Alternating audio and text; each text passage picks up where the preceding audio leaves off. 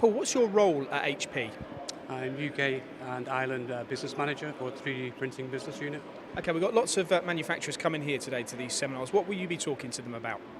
Why HP have come into the marketplace in disrupting the additive manufacturing field.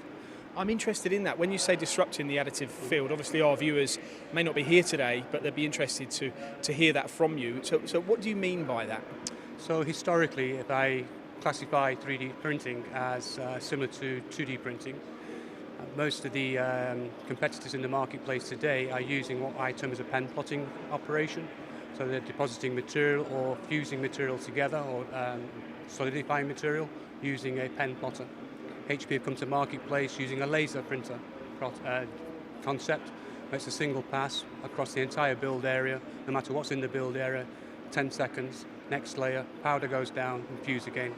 So what's the advantage to that? I think I can visualise it, but for our viewers that can't.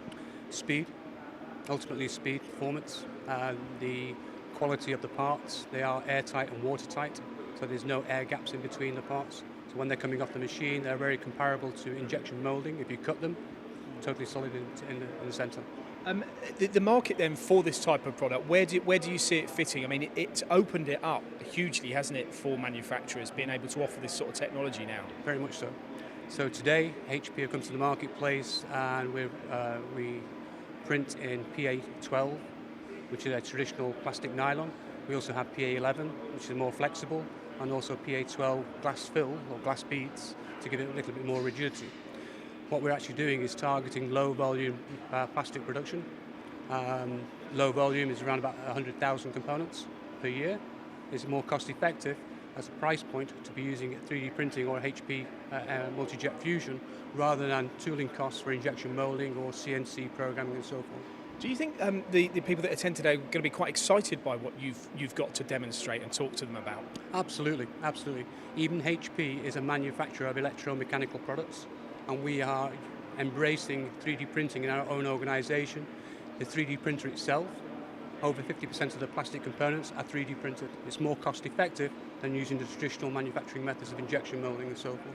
Your relationship with XYZ, why have they been selected to represent you in this marketplace? Well, because HP are going to the marketplace for low volume production, it's more appropriate to go with people like XYZ who are CNC suppliers on the production shop floor.